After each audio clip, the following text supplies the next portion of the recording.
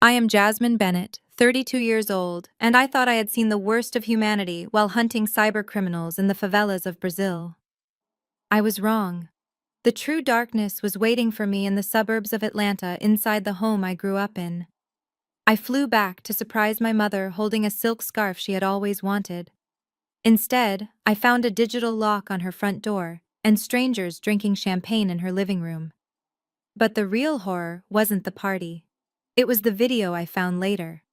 A video of my own brother Dante laughing while he poured ice water on our sleeping mother just to get likes on the internet. He thought he was untouchable because he had power of attorney. He thought he had buried me. What he did not know is that I do not just fix computers. I destroy lives that deserve to be destroyed. By the time I am done with him, the entire country will be watching his downfall, and there will be no place left for him to hide. Before I tell you how I dismantled his life piece by piece, let me know where you are watching from in the comments below. Hit like and subscribe if you have ever had to fight for someone who could not fight for themselves. The flight from Rio de Janeiro to Hartsfield-Jackson Airport felt like it lasted a lifetime. For 3 years, I had been buried in code securing networks for oil conglomerates, making more money in a month than my brother Dante had made in his entire life. But money could not buy peace of mind. For the last 2 weeks, my calls to Mama Lucille had gone straight to voicemail. That was not like her. Mama was the type of woman who answered on the first ring, ready to tell you about the neighbors or what she cooked for Sunday dinner. The silence was deafening, a cold pit in my stomach that no amount of in-flight whiskey could dissolve. It was raining when I landed in Atlanta, a heavy, humid downpour that slicked the streets and blurred the city lights. I did not call ahead. I wanted to see her face light up. I wanted to wrap that hand-painted silk scarf around her shoulders and tell her I was home for good. The Uber pulled up to the curb of our 2-story brick house in Cascade Heights. My heart stopped. The driveway, usually empty except for Mama's old sedan, was occupied by a brand-new matte black Range Rover. The windows were tinted dark, aggressive, out of place. I stepped out into the rain, dragging my suitcase. The house was vibrating. Heavy bass from a trap beat shook the front windows. My mother hated loud music. She said it disturbed the spirit of the home. I walked up the porch steps, my grip tightening on my bag. I reached for my key, the one I had kept on my ring for 3 years, a symbol of where I belonged. It did not fit. The old brass deadbolt was gone, replaced by a sleek black biometric keypad glowing with a red ring. My key scratched uselessly against the plastic. Panic began to rise in my throat, hot and sharp. I pounded on the door. The wood was solid, familiar, but everything else felt wrong. "Open the door!" I shouted, my voice fighting against the thunder and the booming music from inside. It took a full minute before the music lowered slightly. I heard footsteps. Not the slow, shuffling gait of my mother, but the heavy, confident stride of someone who owned the place. The door swung open. It was not Mama. It was Jessica. My sister-in-law stood there holding a half-empty martini glass, her blonde hair messy, her eyes glazed with a mix of alcohol and arrogance. But it was not her face that made my blood freeze. It was what she was wearing. She was wrapped in a floral silk robe. My mother's robe. The one Dad had bought her for their 25th anniversary, the one Mama only wore on Christmas mornings, or when she was feeling particularly elegant. Seeing this woman, this intruder, wearing my mother's second skin felt like a physical slap. "Well, look who it is," Jessica slurred, leaning against the doorframe, blocking my view of the interior. "The prodigal sister returns from the jungle." "We didn't think you would make it." "Where is my mother?" I asked, my voice trembling with a rage I could barely contain. "Take off her robe. Where is she?" Jessica laughed, a sharp, brittle sound. She took a sip of her drink, unbothered. "Relax, Jazz. You are soaking wet. You look like a drowned rat. Mama isn't here. And this robe? It was just hanging in the closet, gathering dust. Someone has to appreciate nice things." I tried to push past her, but a hand shot out from the shadows of the hallway. It was Dante. My brother stepped into the porch light, and the first thing I saw wasn't his eyes. It was the ring light attached to his phone. He was holding it up, the camera lens pointed directly at my face. "What is up, guys?" Dante boomed, using that fake energetic voice he put on for his followers. "Look what we have here." My little sister Jasmine just showed up uninvited, trying to crash the vibe. Can you believe the audacity? She disappears for 3 years, abandons the family, and now she is banging on my door at midnight. "Put the phone down, Dante," I snapped, shielding my face from the glare. "Where is Mama? Why are the locks changed? Why is she wearing her clothes?" Dante did not lower the phone. He moved closer, zooming in on my wet hair, my shaking hands. He was performing. I was not a person to him. I was content. I was drama for his stream. "Mama is fine," Dante said, addressing the camera, not me. "We had to make some hard decisions. You see, guys, when you are the only one stepping up to take care of an aging parent, you have to do what is best for them. Mama's mind. It is not what it used to be. She was becoming a danger to herself." He looked at me then, a smirk playing on his lips, cold and calculated. "We moved her, Jazz, to a facility, a place better suited for her. Limited mental capacity. She was forgetting things. She was getting aggressive. I had to take over. I have power of attorney now, legal guardianship. Everything you see here, it is under my management." My knees nearly buckled. A facility. Mama was sharp. She did the Sunday crosswords in pen. She managed her own rental properties. The idea of her being incompetent was a lie, a monstrous lie. "Which facility?" I demanded, stepping forward. "Take me to her. Now." Dante stepped back, and Jessica moved to close the door. "We are not taking you anywhere," Jessica sneered. "It is late. We have guests. Real guests, not abandoners who show up looking for a handout." "You are trespassing." "Jasmine." Dante said, his voice dropping, the influencer act for a second becoming pure menace. "This is my house now. Get off my property before I call the cops. You know how they treat intruders in this neighborhood." He didn't wait for my response. He slammed the heavy door in my face. The sound echoed like a gunshot.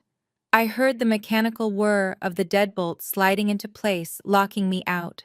Locking me out of my childhood, out of my mother's safety, out of the only home I had ever known. I stood there in the pouring rain, staring at the red light of the keypad. Inside, the bass turned back up, vibrating through the soles of my shoes. I gripped the handle of my suitcase until my knuckles turned white. They thought they had won. They thought the rain would wash me away. They had no idea that they had just declared war on the wrong woman. I turned away from the house, pulling out my phone. I didn't call a cab. I opened my encrypted server app. If Dante wanted to live his life online, I was going to make sure the whole world saw exactly who he really was. The game had just begun. The rain was still hammering against the roof of the Uber as we drove away from the house I grew up in. I was shivering, not from the cold, but from a rage that felt like it was burning a hole through my chest. I had nowhere to go, but I knew I could not leave until I found her. I directed the driver to the house next door. Mrs. Higgins had lived beside us for 30 years. She was the neighborhood watch commander, the gossip queen, and the woman who used to give me peppermint candies when I scraped my knee. If anyone knew where my mother was, it was her. When she opened her door, her face crumbled. She did not ask why I was wet or why I had a suitcase. She just pressed a crumpled piece of paper into my hand and whispered that she had tried to stop them. She said Dante told the police she was harassing him. The address on the paper was for a place called Shady Grove Care Center. The name sounded peaceful. The reality was a nightmare. This was not the kind of facility my mother's insurance paid for. This was not a place for a retired business owner with 3 rental properties and a savings account. Shady Grove was located 40 minutes outside the city, tucked behind an abandoned strip mall in an industrial dead zone. As I walked into the lobby, the smell hit me instantly. It was a suffocating mix of stale urine, industrial-strength bleach, and boiled cabbage. The fluorescent lights overhead buzzed with a headache-inducing flicker. The linoleum floor was scuffed and peeling. There were people in wheelchairs lined up against the hallway walls, slumped over, staring at nothing. This was a warehouse for the forgotten. This was where people were sent to die when nobody wanted to pay for a funeral yet. I marched to the front desk. The receptionist barely looked up from her magazine. When I demanded to see Lucille Bennett, she smirked and told me visiting hours were over. I slammed my hand on the desk loud enough to make the security guard jump. I told her I was Jasmine Bennett, her daughter, and if she did not take me to her room in 30 seconds, I would call the state health board and live stream the conditions of this lobby to my 10,000 followers. The threat was a bluff, but the look in my eyes was not. She handed me a visitor badge with shaking hands and pointed to the third floor. Room 304. The elevator rattled as it ascended. When the doors opened on the third floor, the air felt heavier.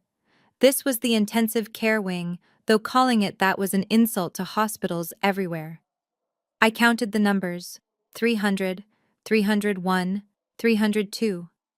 When I reached 304, I hesitated. I was terrified of what I would find behind that door. I pushed it open. The room was dim, lit only by the blinking lights of a heart monitor. In the bed, a figure lay under a thin gray sheet. I walked closer, my breath catching in my throat. That could not be my mother.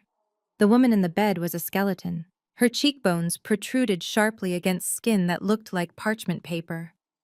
Her hair, usually dyed a rich mahogany and styled perfectly, was white, thin, and matted to her skull. But the detail that broke me was her hands. Her wrists were strapped to the metal rails of the bed with soft restraints. They had tied her down like an animal. I rushed to her side, fumbling with the knots. "Mom!" I whispered, tears finally spilling over. "Mama, I am here. Jazz is here." She did not move.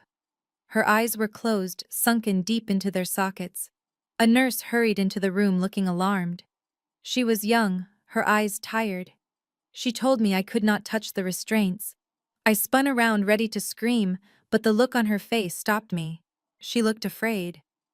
She checked the hallway to make sure no one was listening, then she closed the door. She whispered that my mother wasn't violent. She said they were ordered to restrain her because she kept trying to crawl out of bed to find a phone. The nurse stepped closer to me. She lowered her voice to a barely audible murmur. She told me that the admission paperwork said my mother had advanced dementia and was prone to self-harm, but the nurse said she had been working there for 10 years and she knew the difference between a fall and a beating. She pulled the sheet down slightly to reveal my mother's rib cage. Deep purple and yellow bruising covered her entire left side. The nurse said 3 ribs were broken. She said my mother was severely malnourished and dehydrated when she arrived 2 weeks ago. This was not Alzheimer's. This was torture. I felt the room spin. My brother had not just neglected her, he had broken her bones. I told the nurse I was taking her. I was taking her to Emory Hospital right now. I reached for my phone to call an ambulance. That was when the doctor walked in. Dr. Evans was a tall man with a cold, bureaucratic demeanor. He did not look at my mother. He looked at his clipboard. He asked who I was. When I told him, he shook his head. He said I had no authority here. He said Dante Bennett was the legal guardian and held medical power of attorney. He said Dante had left strict instructions that no one was to move her or visit her without his written permission. I argued. I threatened. I told him about the bruises. Dr. Evans looked at me with dead eyes and said the injuries were consistent with a fall down the stairs, just as the guardian had reported. He said if I tried to remove her, he would have me arrested for kidnapping. He told me to leave before he called security. The law was a wall, and I was crashing against it at full speed. As the security guard escorted me out, I begged for 5 minutes to collect her personal effects. The nurse, the only person with a soul in that building, handed me a plastic bag labeled with my mother's name. I took it into the hallway. Inside was her Bible, her reading glasses, and her cell phone. I sat on a plastic chair in the waiting room, ignoring the guard's glare, and pulled out the phone. The screen was shattered, spiderwebbed with cracks, as if it had been stomped on. I pressed the power button. Miraculously, the battery had 4% left. It flickered to life. My hands were shaking so hard I could barely type in her passcode. It was my birthday. I went straight to the call log. My heart stopped. There were 50 outgoing calls to my number in the last 2 weeks. 50. Every single one of them had a red circle with a line through it, blocked. I checked the settings. My number had been added to the system block list on her phone. But that wasn't all. I opened her text messages. There were drafted messages to me that were never sent. Messages that said Dante is hurting me. Messages that said help me Jazz. Messages that said he wants the papers signed. He had isolated her, he had beaten her, and he had used his tech savvy to make sure her screams for help never left this device. I was not just looking at a phone. I was looking at a crime scene. My own phone buzzed in my pocket, startling me. I pulled it out. It was a text from Dante. I stared at the screen, the white letters glowing against the dark background. The message read simply, "Do not try to save the old woman. I am the one who pays the bill for that machine she is hooked up to." I hold her breathing tube in my hand. "Walk away, Jazz. Or I pull the plug."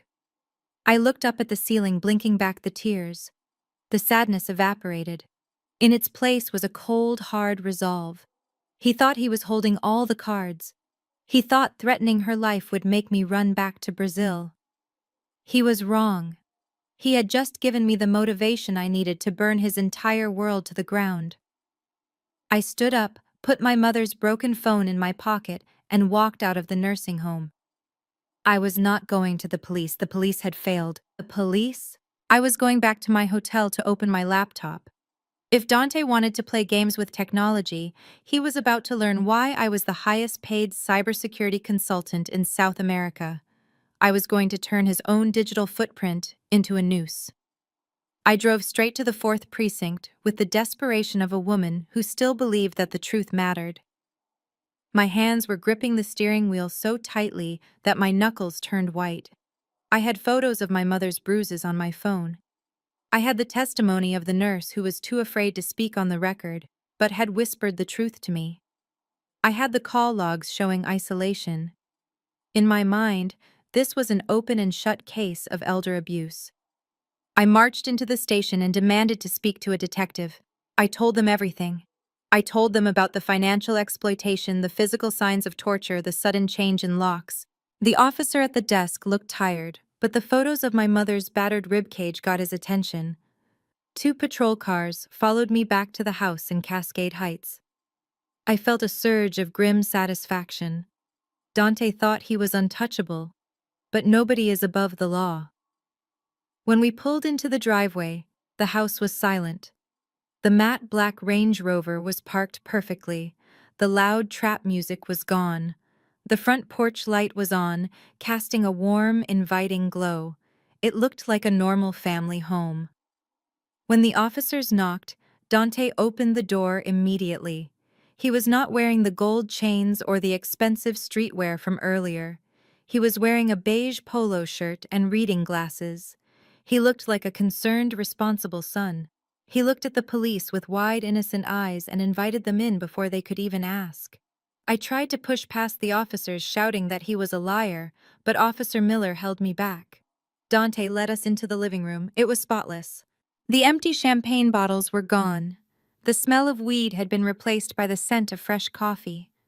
On the coffee table there was a thick leather-bound binder.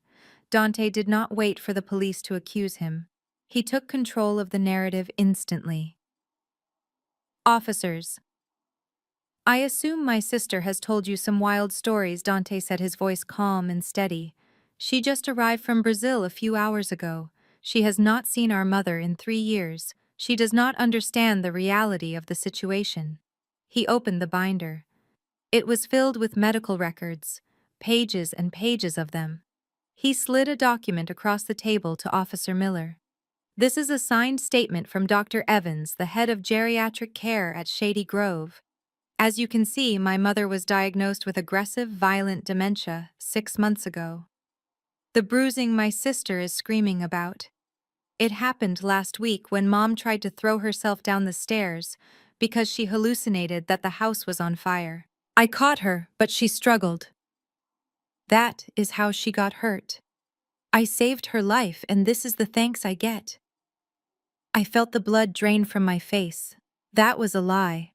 A meticulously crafted, documented lie. That is not true, I screamed. The nurse told me she was malnourished. You are starving her to make her weak. Jessica walked into the room then. She was no longer wearing my mother's silk robe. She was dressed in modest slacks and a cardigan holding a tray of cookies. She set the tray down and immediately burst into tears. It was a performance worthy of an Academy Award. We try so hard, she sobbed, clinging to Dante's arm. We visit her every day. We pay for the best care. Jazz doesn't know what it's like. She hasn't been here to change the diapers or deal with the screaming fits. We have sacrificed our entire lives to keep Mom safe, and now she comes back and treats us like criminals. Officer Miller looked from the weeping Jessica to the calm Dante, and then to me. I was wet from the rain, shaking with rage and shouting accusations. In his eyes, I was not the victim. I was the unstable one. He closed the binder and handed it back to Dante. "Ma'am," the officer said, turning to me, his tone hardening. "Your brother has legal guardianship and documented medical proof explaining the injuries. This appears to be a civil dispute between siblings, not a criminal matter. We cannot remove the guardian based on your speculation." "But he is killing her," I pleaded, grabbing the officer's arm. "You have to check his bank accounts. He is spending her money on cars and parties." Dante sighed, a sound of pure exhaustion. "Officer, I did not want to do this, but I have no choice. My sister has a history of mental instability. That is why she left the country. I feared she would come back and cause a scene like this." He reached behind the sofa and pulled out a manila envelope. He handed a paper to the officer. The officer read it and nodded. "Miss Bennett, this is a temporary restraining order," the officer said. "It was filed by your brother's attorney this afternoon. It states that you are to remain at least 500 feet away from Dante Bennett, Jessica Bennett, and Lucille Bennett. That includes the residence and the care facility." I stared at the paper. It was signed by a judge. The timestamp was from 2 hours ago. Dante had called his lawyer the second I left the porch. He had used my mother's own money to pay for a lawyer to keep me away from her. "If you do not leave this property immediately," the officer continued, his hand resting on his belt, "I will have to arrest you for violating a court order. You are trespassing, ma'am. Go home." I looked at Dante. He was standing behind the police officer, just out of his line of sight. A small cold smile played on his lips. He mouthed 2 words to me: "Game over." I stumbled back out into the rain. The police watched me until I got into my Uber. As we drove away, I looked back at the house. The lights in the living room turned off. They were probably opening another bottle of champagne to celebrate. I sat in the back of the car, feeling a kind of emptiness I had never known. The system I had trusted had just handed my mother over to her executioner. The police were not going to save her. The doctors were on his payroll. The law was a weapon, and Dante had bought the trigger. I was completely alone in a city that used to be my home. But as the initial shock faded, something else took its place. The officer had called it a civil matter. He had told me to go home. He did not know that I had no home to go to, and he did not know that by closing the door on justice, he had opened the door to vengeance. Dante thought the restraining order was a shield. He did not realize it was a target. If I could not use the law to stop him, I would use the one thing he loved more than himself. I would use his vanity. I would not fight him in court. I would fight him in the cloud. And unlike the police, I would not need a warrant to enter his life. I would tear it apart from the inside out. The police station doors had closed behind me, leaving me standing on the wet pavement with a piece of paper that legally forbade me from seeing my own mother. The law had failed. It was a cold, bureaucratic machine that only understood paperwork, not truth. But I still had one card left to play. I had family. The extended Bennett clan was large, loud, and supposedly tight-knit. These were the people my mother had carried on her back for decades. She had paid for Aunt May's gallstone surgery when she had no insurance. She had covered the down payment on Uncle Ben's house when the bank turned him away. Surely once they saw the photos of her bruised ribs, once they knew she was being starved in a state facility, they would rise up. They would march to that house and drag Dante out by his collar.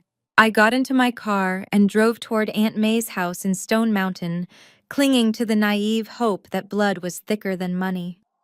I knew they were gathering there. It was the third Sunday of the month, the traditional day for the Bennett family barbecue. Usually, I would have received a dozen text messages reminding me to bring my famous potato salad. This time, my phone was silent. When I pulled up to the curb, the smell of hickory smoke and grilled ribs drifted through the window, triggering a wave of nostalgia that instantly turned into nausea. The driveway was packed with cars. I recognized Dante's Range Rover, parked right in front, gleaming like a trophy. He was already here. He was already spinning his web. I walked up the driveway, my boots crunching on the gravel. Laughter floated from the backyard, the sound of people without a care in the world. I unlatched the gate and stepped into the yard. The laughter died instantly. It was as if someone had cut the power to a speaker. 20 pairs of eyes turned to look at me. Cousins holding beer bottles, aunts fanning themselves on lawn chairs, uncles playing dominoes at the picnic table. Nobody smiled. Nobody shouted my name. They looked at me like I was a stranger, or worse, a ghost that had come to haunt their good time. Aunt May was the first to move. She wiped her hands on her apron and marched over to me. She did not open her arms for a hug. She crossed them over her chest, forming a barrier. "We didn't think you would show up," May said, her voice flat and hard. "Dante said you were back in town causing trouble." "Trouble?" I asked, my voice shaking slightly. "Is that what he calls it?" I pulled out my phone and brought up the picture of Mom's face swollen and purple. "Look at this, Aunt May. Look at your sister. Dante did this. He has her locked up in a place that smells like urine. He is starving her." I held the phone out to the crowd, turning in a circle so everyone could see. "Look at what he is doing to the woman who put food on all of your tables. We have to go get her. We have to stop him." I waited for the gasps. I waited for the anger. Instead, I saw Uncle Ben roll his wheelchair forward. It was brand new, a top-of-the-line electric model with leather seats and a joystick control. It must have cost $4,000. "Put that phone away, Jasmine," Uncle Ben said, his voice stern. "We know about Lucille's condition. Dante told us everything. She fell down the stairs because she was confused.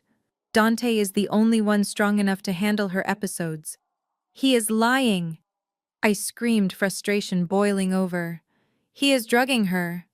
"And where did you get that wheelchair, Uncle Ben? Mom told me you were denied the grant for it last year." Ben patted the armrest of his new chair, looking at me with disdain.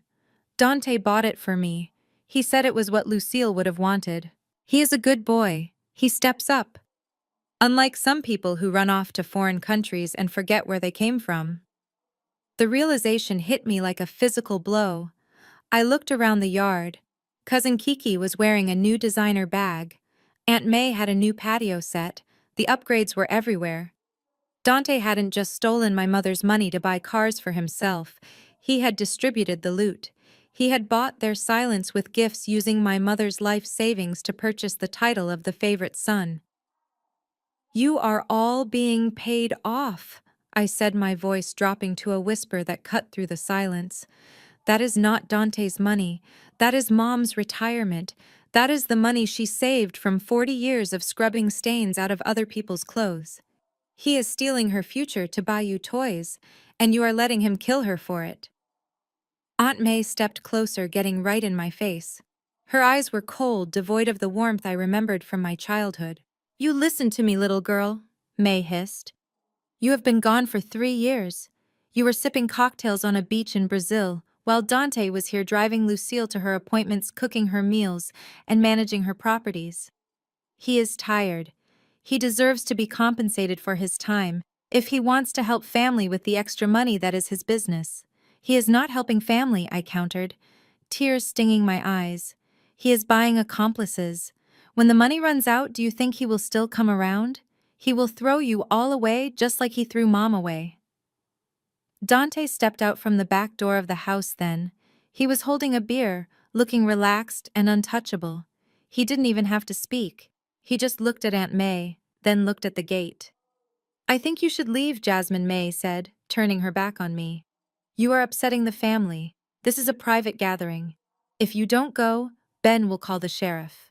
And you know we don't want you getting arrested in front of the neighbors." I looked at them one last time. My family. The people I had sent Christmas cards to. The people I had loved. They were feasting on the carcass of my mother's legacy, happy to look the other way, as long as the checks cleared. There was no saving them. They were infected with the same greed that had consumed my brother. "I am not the one who is lost," I said, my voice steady, now hardened by the betrayal. "Enjoy the barbecue. I hope the ribs taste good. Because they were paid for with your sister's blood." I turned and walked out of the gate. I didn't look back. I didn't cry. The sadness that had weighed me down since the airport was gone. It had been burned away by a white-hot clarity. I was alone, truly, completely alone. But there was power in that. I didn't have to worry about protecting the family reputation anymore. I didn't have to worry about hurting Aunt May's feelings or disrespecting Uncle Ben. They had chosen their side. They had chosen the money. As I sat in my car watching them high-five Dante through the fence, I made a vow. I would not just take Dante down. I would expose every single one of them. I would make sure that when the truth came out, they would all drown in the shame of what they had done. I started the engine. The time for pleading was over. It was time to stop being the daughter and start being the hunter. I drove back to the hotel, took out my laptop, and prepared to unleash a digital apocalypse. They wanted to see what technology could do. I was about to show them. The Omni Hotel stood like a glass sentinel directly across the street from the entrance of the subdivision where my mother lived. I did not choose it for the amenities or the room service. I chose it because room 412 offered a direct, unobstructed line of sight to the master bedroom window of the house my brother had stolen. I swiped the keycard and let the heavy door click shut behind me, locking out the noise of the city and the stinging memory of my aunt's betrayal. I did not throw myself on the bed to cry. I did not pace the floor. The time for grieving was over. The time for warfare had begun. I hoisted my black Pelican hard case onto the mahogany desk. To the untrained eye, it looked like luggage for a musician or a photographer. I flipped the heavy latches and lifted the lid. Inside, there were no clothes, no toiletries, no sentimental trinkets. Nestled in the custom-cut foam was the tools of my trade: a high-powered directional Wi-Fi antenna, a portable server deck running a custom Linux distribution, and a signal interceptor that I had built myself during long sleepless nights in Rio. I set up the antenna on the tripod near the window, angling it precisely toward the brick colonial house across the street. Through the sheer curtains, I could see the faint blue glow of a television in the living room. Dante and Jessica were probably watching a movie, relaxing in the home they had turned into a fortress. They thought the restraining order was a wall. They did not realize that walls mean nothing to a signal that travels at the speed of light. I sat down at the desk and booted up my rig. The screen washed my face in a cool green light. I pulled up the network scanner. Within seconds, a list of available networks populated the screen. There it was, Bennett_Manor. The signal strength was excellent. I cracked my knuckles, a habit I had picked up when I was just a teenager coding in my bedroom. Dante had always bragged about being tech-savvy because he knew how to use Instagram filters and edit TikTok videos. But when it came to actual network security, he was a child playing with fire. He was using a standard WPA2 encryption protocol with a default gateway. I ran a dictionary attack script. It took the system less than 3 minutes to find the password. It was Moneymaker 1990. Of course it was. I was in. The digital layout of the house unfolded on my screen like a blueprint. I could see every device connected to the router: 2 iPhones, a MacBook Pro, 3 smart TVs, a smart refrigerator, and the security cameras. I bypassed the firewall effortlessly, ghosting into the system so that no logs would record my presence. I was invisible. I was the ghost in the machine. I started with the cameras. I needed eyes on the inside. I pulled up the feed from the living room. There they were. Dante was sprawled on the couch scrolling through his phone. Jessica was in the kitchen pouring a glass of wine. They looked so normal, so domestic. It made my skin crawl. But watching them eat pizza was not going to get my mother back. I needed evidence. I needed to know what was happening behind the scenes. I navigated to the backups for the MacBook Pro. It was shared by both of them, but I saw a user profile labeled Jessica_personal. I clicked on it. Jessica was a pharmacist. She had a doctorate in pharmacy. When Dante married her, my mother was so proud. She thought we were bringing a medical professional into the family, someone who would take care of us. I opened her browser history. At first it was mundane. Online shopping for designer shoes, vacation packages to the Maldives, reservations at 5-star steakhouses. Just the typical spending habits of a woman burning through an inheritance she did not earn. I scrolled back further to the weeks before my mother was hospitalized. The search terms changed. They became dark, specific, clinical. My breath hitched in my throat as I read the first query. Side effects of haloperidol in geriatric patients. I knew what haloperidol was. It was a powerful antipsychotic used to treat schizophrenia. It was not meant for a healthy 65-year-old woman. I scrolled down. I scrolled. The next search was even worse. How to induce symptoms of early onset dementia. My hand flew to my mouth to stifle a gasp. I clicked on the link she had visited. It was a medical forum discussing drug interactions. She had been researching. She had been studying how to break my mother's mind. I kept reading, my eyes scanning the screen with a mixture of horror and fascination. Symptoms of dehydration in elderly.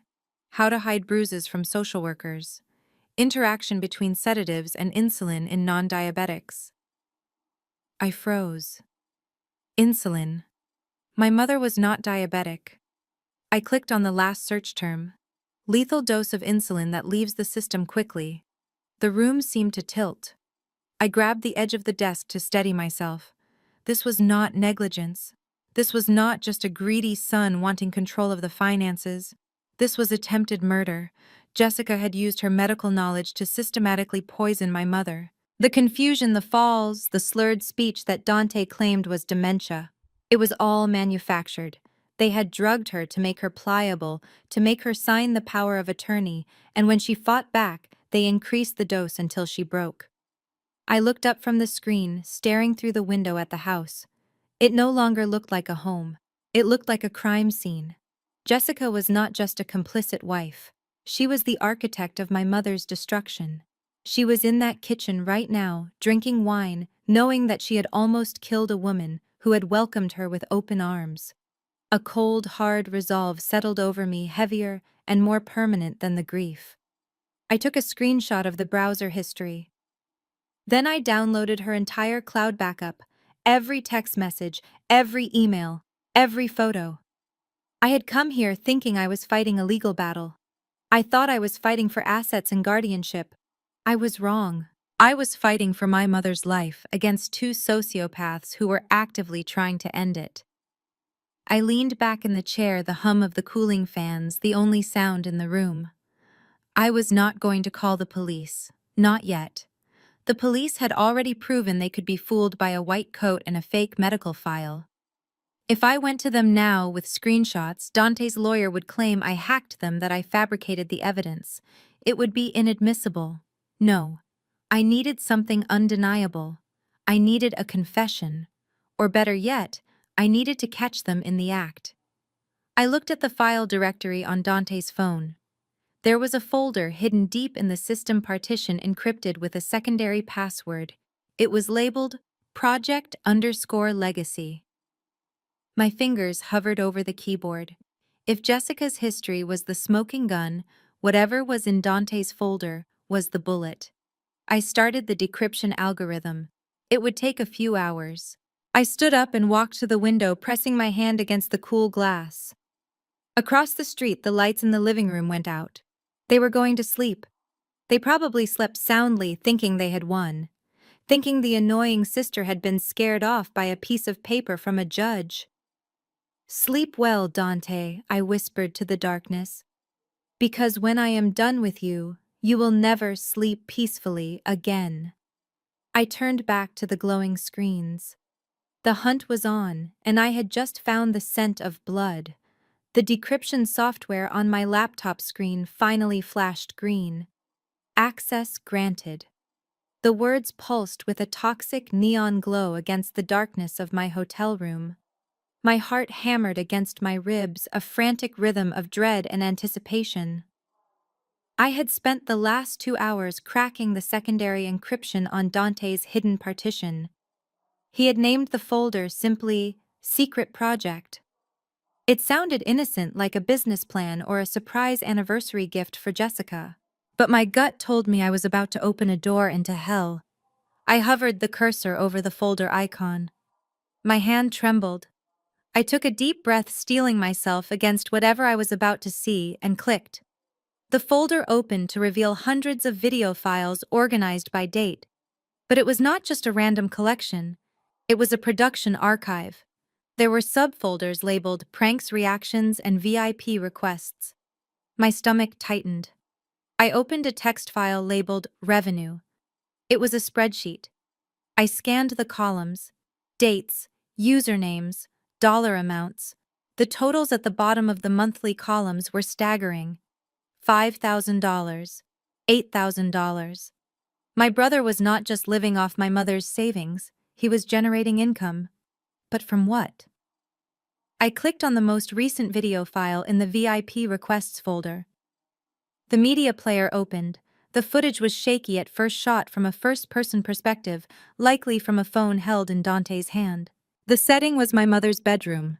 The timestamp indicated it was filmed at 3 in the morning just last week. The room was dark, illuminated only by the harsh artificial light of the phone's flash. My mother was asleep in her bed. She looked so small, curled up under the thin blanket, her breathing shallow and fragile. In the video, Dante whispered to the camera, "Watch this, guys. The Sleeping Beauty needs a wake-up call. This one is for user Dark Knight, who dropped $500 for the Ice Bucket Challenge." My breath hitched. On the screen, Dante's free hand came into view. He was holding a large plastic pitcher filled with ice and water. He did not hesitate. He did not pause to consider that this was the woman who gave him life. He upended the pitcher directly over her face. The reaction was immediate and heart-wrenching. My mother gasped, her body convulsing in shock as the freezing water hit her. She flailed, choking, trying to sit up, her eyes wide with terror and confusion. Dante's laughter exploded from the speakers. It was a cruel hyena-like cackle. "Look at her go," he shouted. "She thinks the roof is leaking."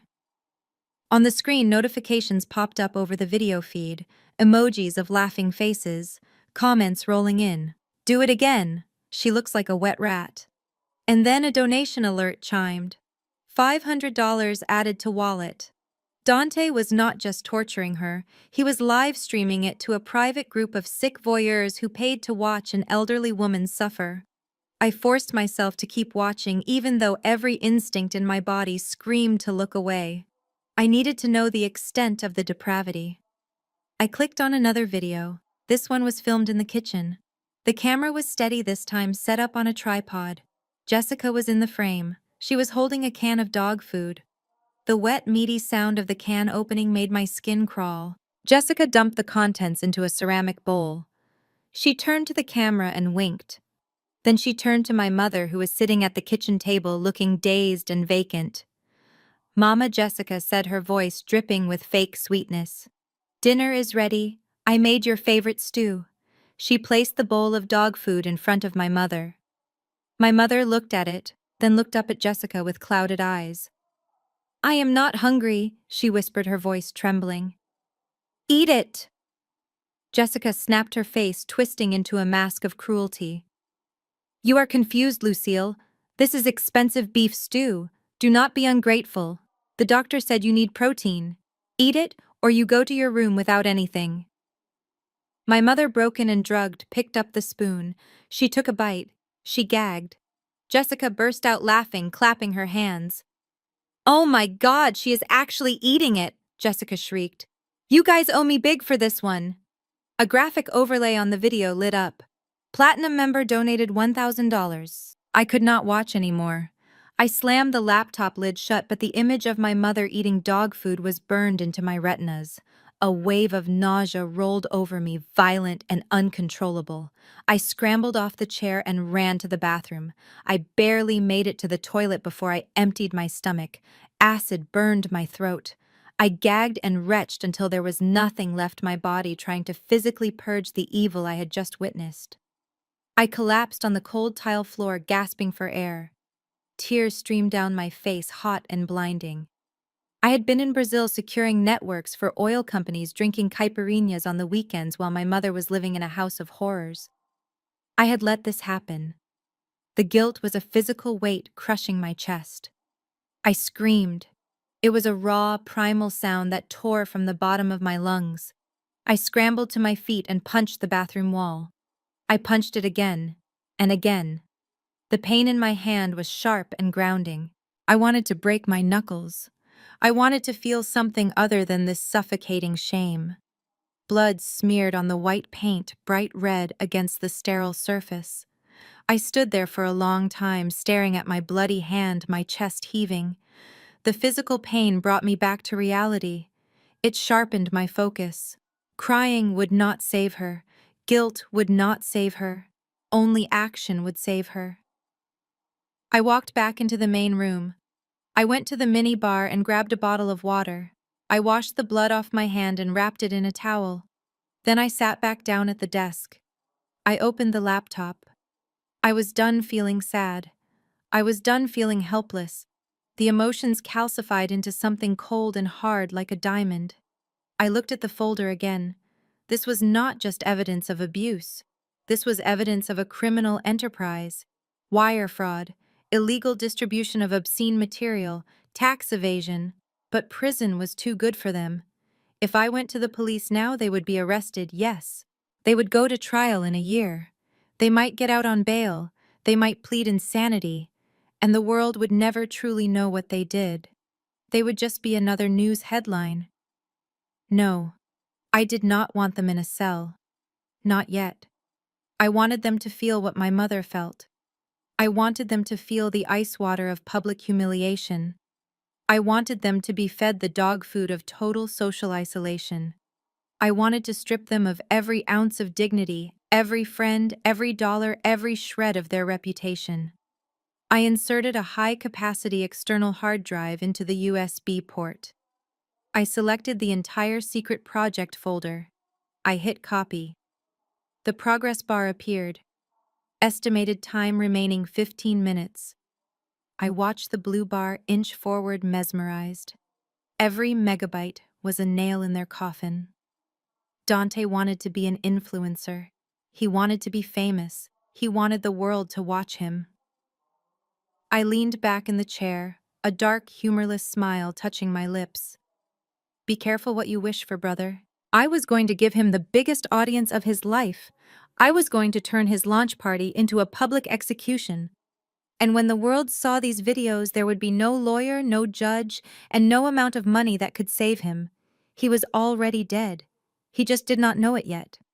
The file transfer chime sounded. Complete. I pulled the drive out and held it in my hand. It felt heavy. It felt like justice. I stared at the hard drive in my hand, the weight of it feeling heavier than just metal and plastic. It contained enough evidence to send my brother and sister-in-law to federal prison for decades. But prison was not enough. Prison was a sterile, bureaucratic punishment. I wanted them to feel the panic I felt when I saw my mother's bruises. I wanted them to feel the humiliation of being stripped of everything. For that to happen, I needed total control. I needed to be the puppet master pulling their strings while they danced on the edge of a cliff.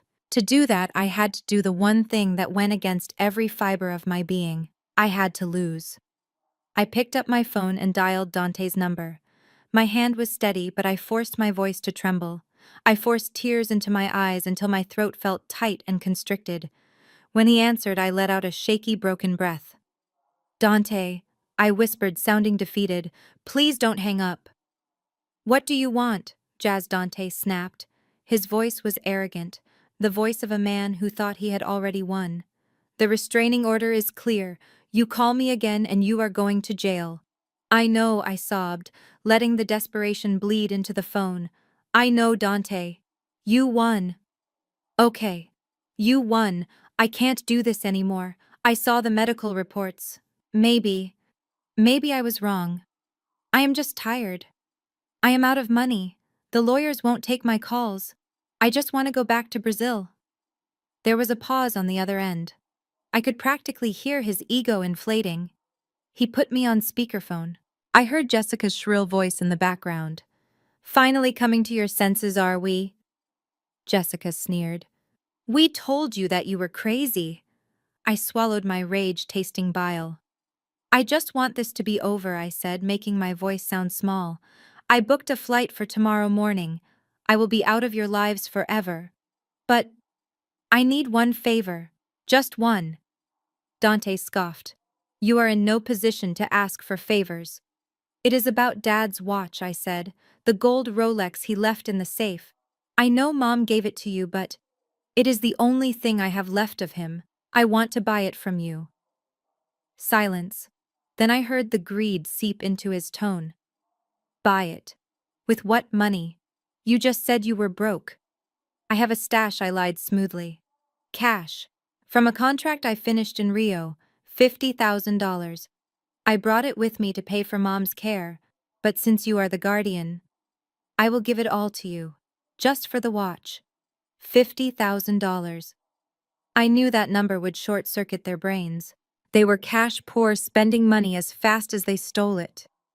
50 grand was a new car. It was a luxury vacation.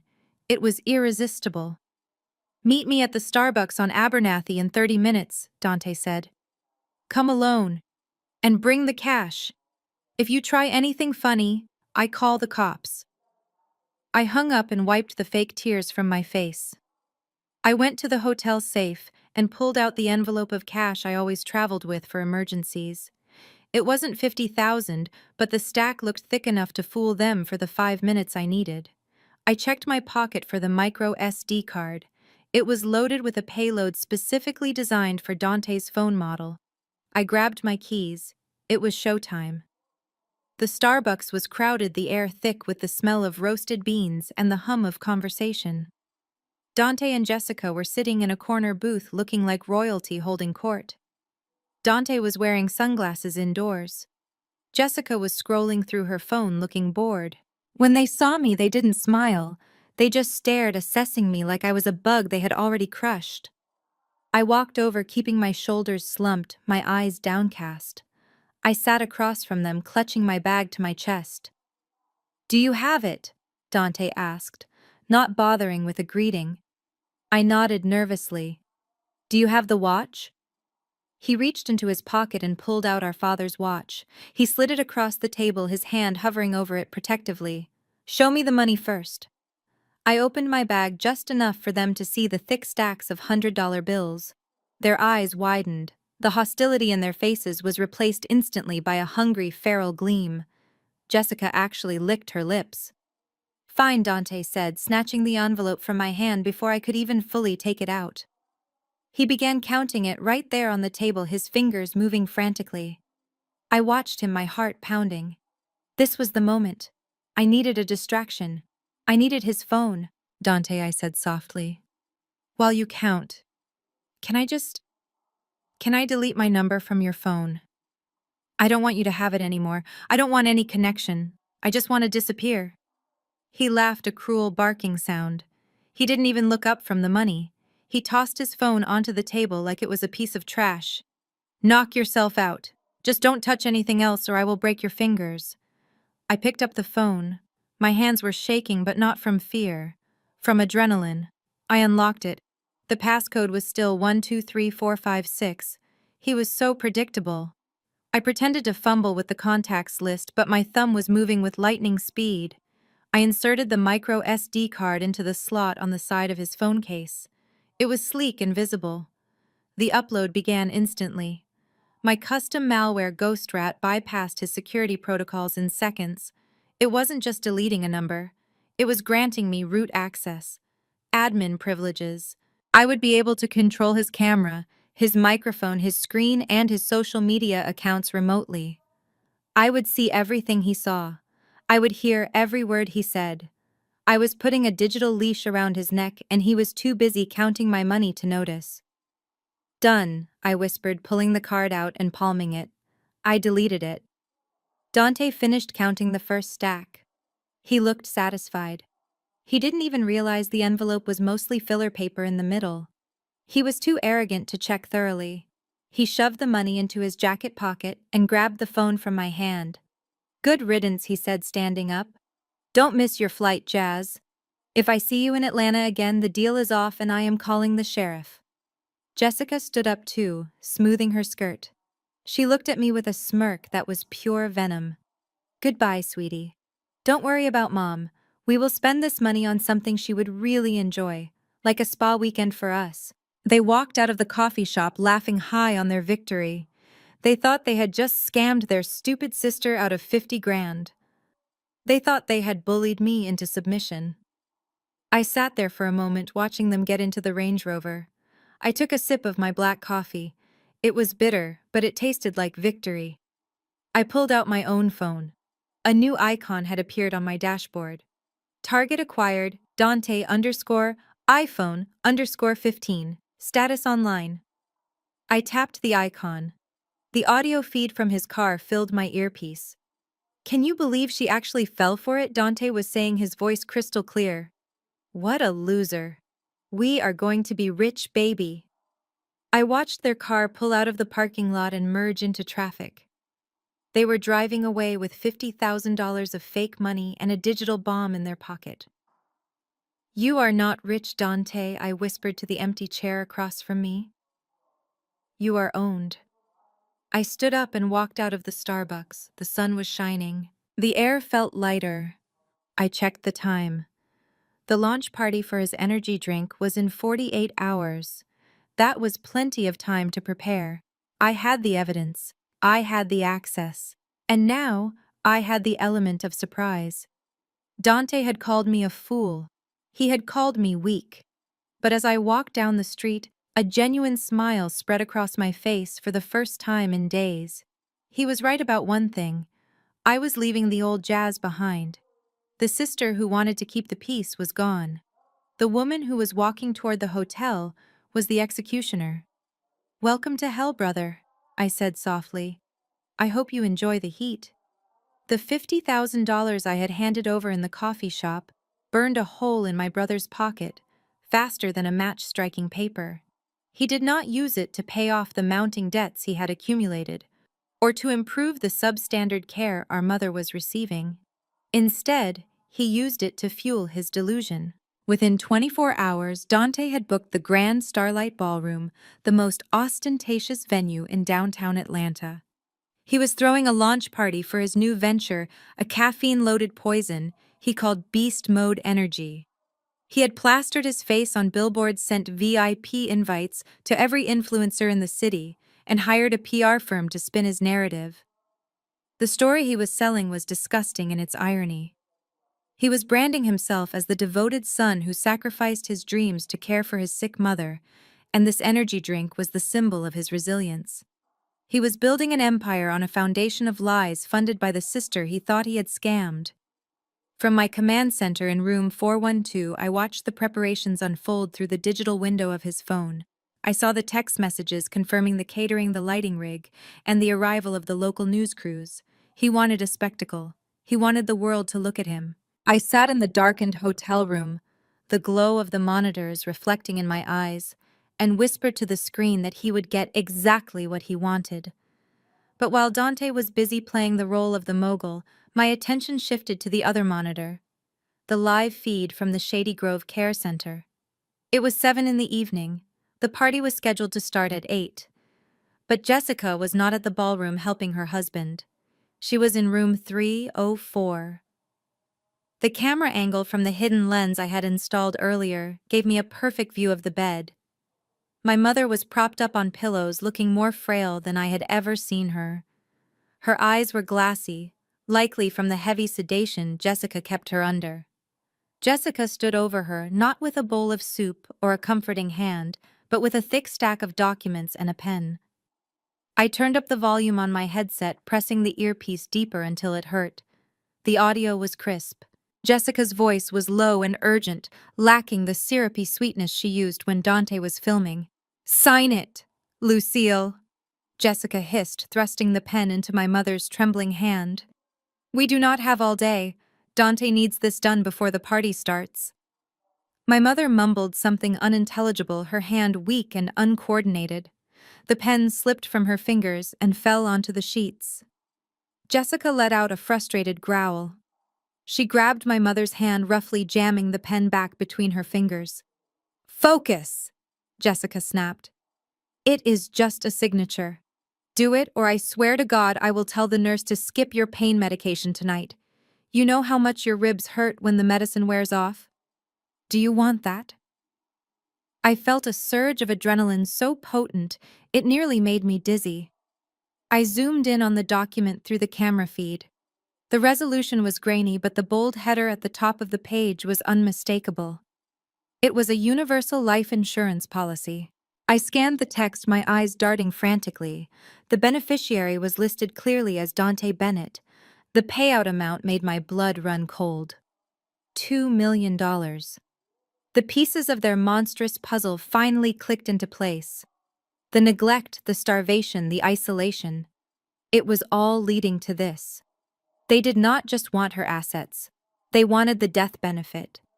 The $50,000 I gave them was just the bridge money to pay the premium on this policy and fund the party. Once this paper was signed, my mother became worth more dead than alive. The falls down the stairs would stop being accidents. They would become fatal. Dante was planning to launch his career tonight, and next week he would launch his mother's funeral to gain the sympathy vote and a $2 million check. I watched in horror as Jessica guided my mother's limp hand across the paper. The signature was shaky, barely legible, but it was there. The ink was barely dry before Jessica snatched the papers away, stuffing them into her designer bag. "Good girl," Jessica sneered, patting my mother's cheek with a patronizing tap. "Now go back to sleep. You have served your purpose." Jessica turned and walked out of the room, leaving my mother alone in the dark. I sat back in my chair, my heart hammering against my ribs like a trapped bird. The timeline had shifted. This was no longer a game of social humiliation. This was a rescue mission. As long as that policy was active, every second my mother breathed was a second she was in mortal danger. I could not wait for the law. I could not wait for an investigation. I had to destroy them tonight. I had to make Dante so toxic, so criminal, and so reviled that no insurance company would ever pay out a claim to him. I had to save her life by ruining his. I stood up and walked to the closet. I had packed mostly tactical gear, sensible clothes for surveillance. But hanging in the back was a dress I had bought in Rio for a gala that never happened. It was not black. I did not want to blend into the shadows tonight. It was red. A deep, violent crimson that looked like fresh blood under the lights. It was a dress that demanded attention. It was a dress that said I was not afraid. I slipped into the silk, the fabric cool against my skin. It fit like a second skin, sharp and structured. I pulled my hair back into a tight, severe bun. I applied my makeup with the precision of a warrior applying war paint. Dark eyeliner, blood-red lipstick. I looked in the mirror. The sad, desperate sister who had begged for a watch in the coffee shop was gone. Staring back at me was the angel of death. I walked back to the desk and ejected the external hard drive. This was the weapon. I placed it carefully into my clutch. I checked my phone. I had full administrative access to the audiovisual system at the Starlight Ballroom. Dante had connected his phone to the venue's Bluetooth to play his hype music. He had essentially handed me the keys to the castle. I slipped my feet into stiletto heels. They were sharp enough to puncture. I grabbed my room key and walked to the door. I paused for a moment, looking back at the screen where my mother lay sleeping. "Hold on, Mama," I whispered. "Just hold on a few more hours." I stepped out into the hallway, the heavy door clicking shut behind me. The sound was final. I walked to the elevator, the click-clack of my heels echoing on the marble floor. I was not going to a party. I was not going to toast to my brother's success. I was going to a slaughter. Tonight, Dante Bennett was going to learn that you can wear a suit and rent a ballroom, but you cannot hide from the truth when it walks through the front door wearing red. The executioner had arrived. The grand starlight ballroom was vibrating with an energy that felt less like a celebration and more like a coronation. The air was thick with the scent of expensive perfume, freshly cut lilies, and the distinct metallic tang of unearned wealth. I stood at the back of the room for a moment, hidden by the shadows of the velvet curtains, just watching. It was grotesque. My brother had transformed the fruits of his crimes into a spectacle of gold and crystal. There were champagne towers that reached toward the ceiling, overflowing with vintage bubbly that cost more per bottle than my mother's monthly medication. Waiters in white gloves moved silently through the crowd, offering trays of caviar and truffle oil hors d'oeuvres. But the most nauseating part was not the decor. It was the guests. The entire Bennett clan was there, a sea of familiar faces draped in luxury they had not paid for. Aunt May was wearing a sequined gown that strained against her frame, laughing loudly with a glass of wine in her hand, her wrist adorned with a diamond bracelet that I knew for a fact was bought with the proceeds from selling my mother's rental property on 4th Street. Uncle Ben was holding court near the bar, looking distinguished in a tuxedo, sitting in the electric wheelchair that was the price of his silence. They were drinking, eating, and dancing on the grave of my mother's dignity, and they looked like they were having the time of their lives. I shifted my gaze to the stage. It was bathed in a soft, heavenly spotlight. In the center stood Dante. He looked every inch the self-made mogul he pretended to be. He was wearing a bespoke suit that fit him perfectly, a microphone in one hand and a can of beast mode energy in the other. Behind him, a massive LED screen displayed a live counter of his viewership. The numbers were scrolling up so fast they were a blur. 900,000, 950,000. He was on the verge of breaking 1 million live viewers, 1 million people tuning in to listen to a monster preach about virtue. Dante lowered his head, pausing for dramatic effect. When he looked up, his eyes were glistening. He had mastered the art of the single perfect tear. "It has not been easy," Dante said, his voice cracking with practiced emotion. The crowd went silent, leaning in to catch every word. There were days when I wanted to give up. Days when the burden of caring for a sick parent felt too heavy for one man to bear. I gave up my career. I gave up my social life. I sat by her bedside for nights on end, holding her hand while she forgot who I was. But I did it because that is what family does. We sacrifice. We protect. And this drink, this brand, it is not just about energy. It is about the strength it takes to keep going when your world is falling apart. A collective sigh of sympathy rippled through the room. Someone in the front row sniffled. The view count on the screen ticked over. 1 million viewers. Confetti cannons blasted from the sides of the stage, showering the room in silver and gold paper. The applause was deafening. They were cheering for him. They were worshiping the man who had waterboarded his own mother for donations. That was my cue. I stepped out of the shadows. The red dress I wore was not designed to blend in. It was a beacon. It was a scream in a quiet room. The silk flowed around me like liquid fire as I began my walk down the center aisle. The click of my stiletto heels on the polished floor was sharp and rhythmic, cutting through the applause. Heads began to turn. At first it was just a few people near the back. Then a ripple of confusion spread through the room. The applause faltered. The cheering died down. People whispered, pointing at the woman in red who walked with the cold determination of an assassin. Aunt May saw me first. Her jaw dropped and she nearly spilled her wine. Uncle Ben spun his wheelchair around, his eyes widening in alarm. I did not look at them. I kept my eyes locked on the stage, locked on him. Jessica was standing at the foot of the stairs leading up to the stage. She saw me coming, and her face went pale.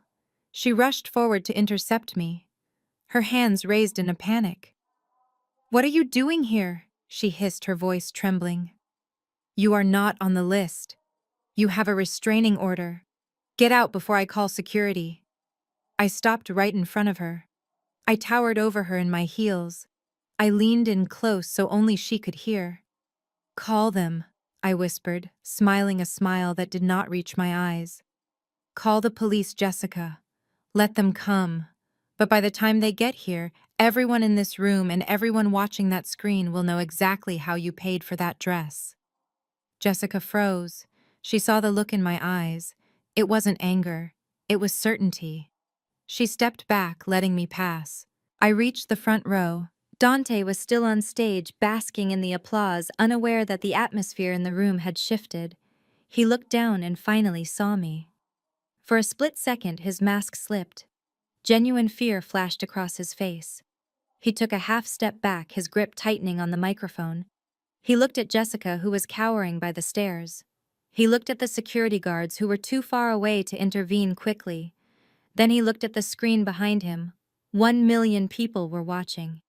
He could not have his security drag his sister out screaming.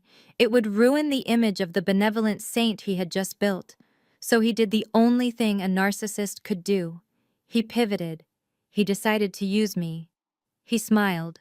It was a wide, welcoming grin that looked like a shark baring its teeth. He opened his arms wide. "Ladies and gentlemen," Dante announced, his voice booming through the speakers. "Look who has decided to join us, my little sister Jasmine," the crowd murmured. Dante walked to the edge of the stage, looking down at me with an expression of exaggerated forgiveness. "I know many of you have heard the rumors," Dante continued, playing to the camera. "You know that Jasmine left us years ago. You know she wasn't there when Mom got sick. You know she abandoned this family when we needed her most." A chorus of boos rose from the audience. He was turning them against me. He was weaponizing their loyalty. But Dante shouted, silencing them. "Tonight is a night of celebration. Tonight is a night of love. And in the spirit of this family, I choose to forgive. Jasmine, come up here. Come join your brother. Let the world see that the Bennett family is whole again." He extended his hand. It was a trap. He wanted to bring me up there, hug me, make me cry, and show the world that even the ungrateful sister bowed down to his greatness. He wanted to make me a prop in his play. I looked at his hand, then I looked at his face. He thought he was saving the situation.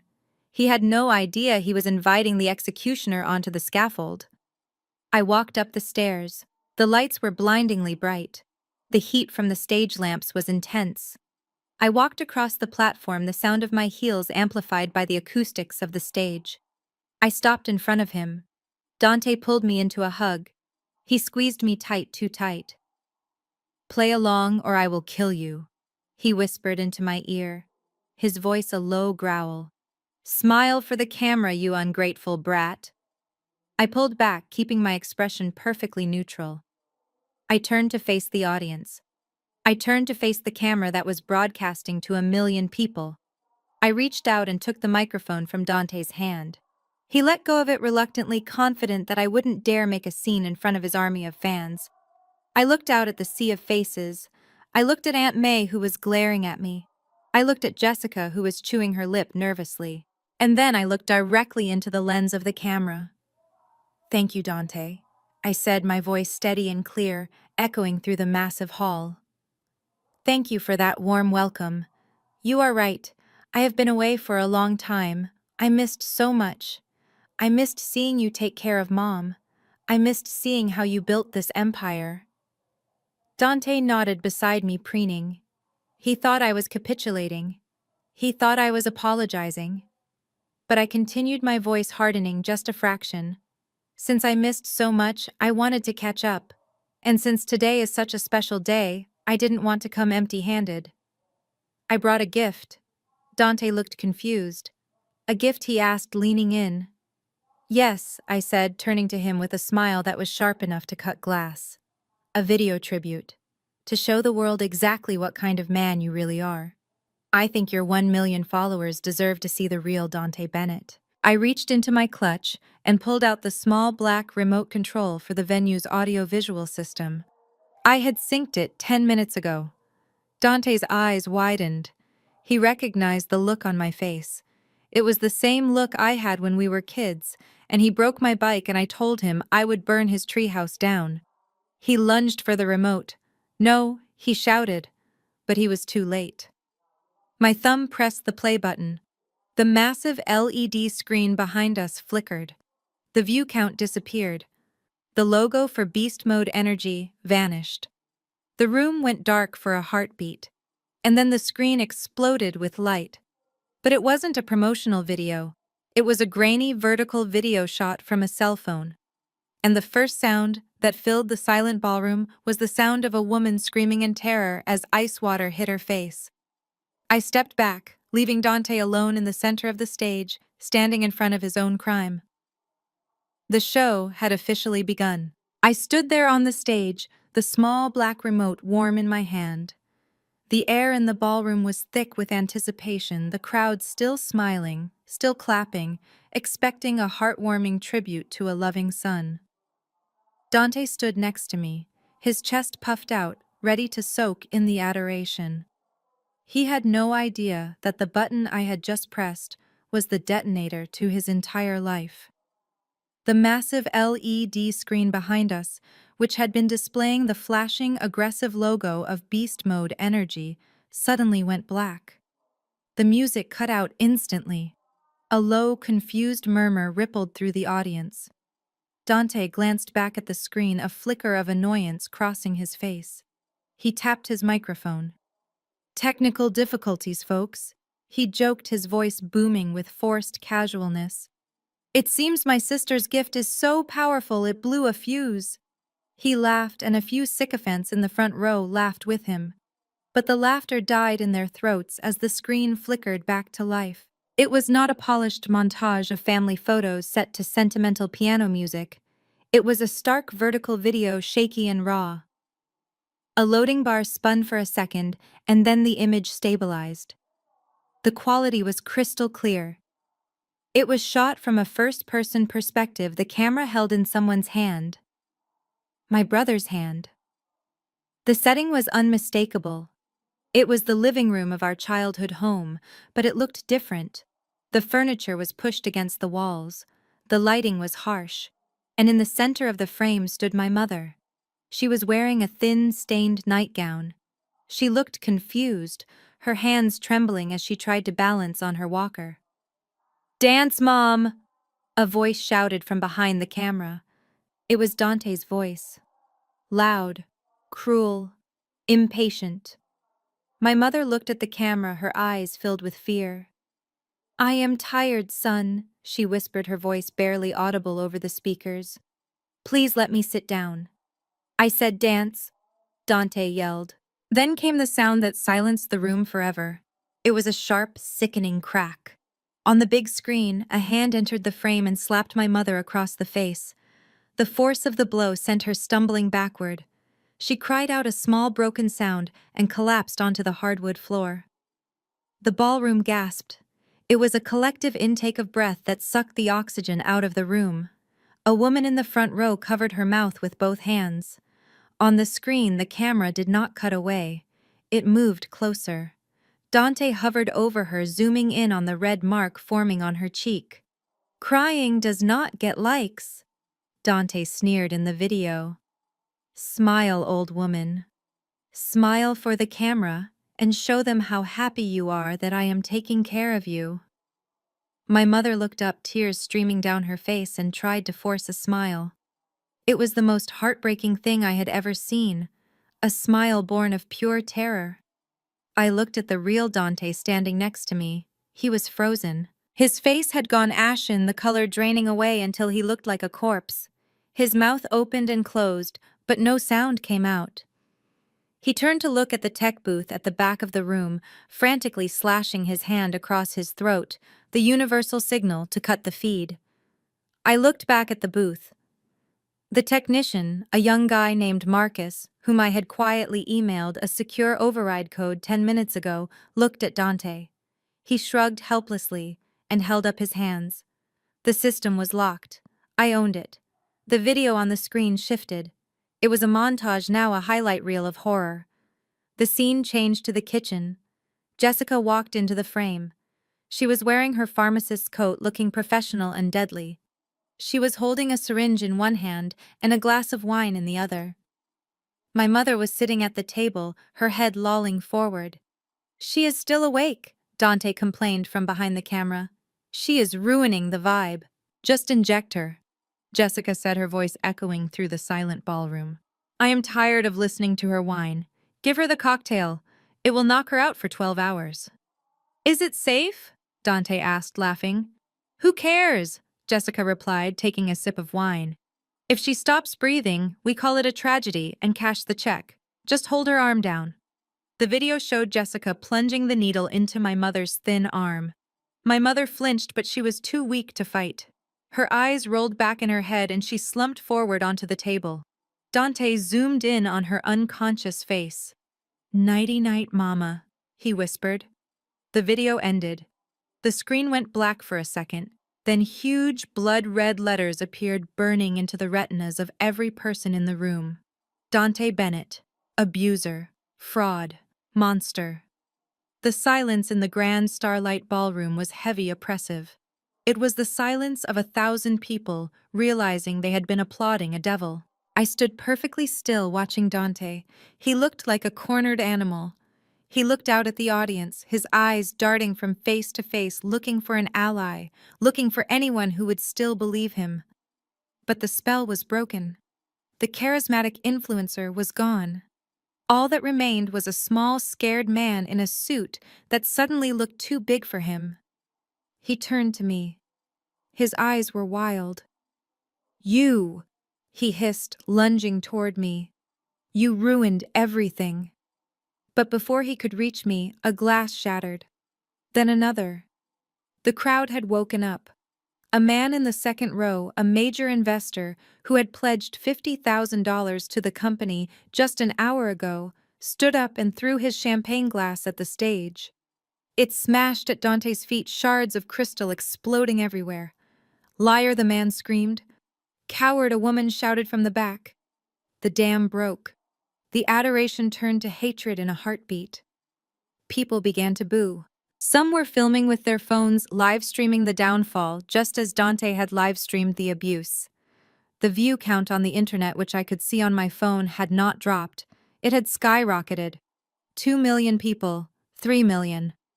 The whole world was watching him now, but they weren't liking and subscribing. They were witnessing his destruction. Dante backed away, tripping over a monitor speaker. He fell hard, scrambling backward on his hands and knees like a crab. Jessica tried to run.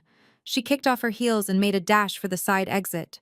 But the security guards, the men Dante had hired to keep the riffraff out, stepped in front of the door. They crossed their huge arms, blocking her path. They had mothers, too. They had seen the video. They weren't going to let her leave. I walked to the center of the stage again. I picked up the microphone that Dante had dropped. My voice was calm, cold, and final. "You wanted to be famous, Dante," I said, looking down at him as he cowered on the floor. "You wanted everyone to know your name. Well, congratulations. Now they do." I pointed to the screen where the words Ki Bao Han, abuser, were still glowing. "That is your legacy now," I said. "Not the energy drink, not the money. That is who you are. And there is no delete button for this." Dante looked up at me, tears of self-pity streaming down his face. "Why," he sobbed. "Why did you do this to me? We are family." I looked at him, feeling absolutely nothing. The brother I had loved died a long time ago. "Family protects," I said. "Family does not poison." Sirens began to wail in the distance, getting louder and closer. The flashing blue lights reflected off the high windows of the ballroom. The police were coming. And this time, they weren't coming to take a report. They were coming to take out the trash. I dropped the microphone.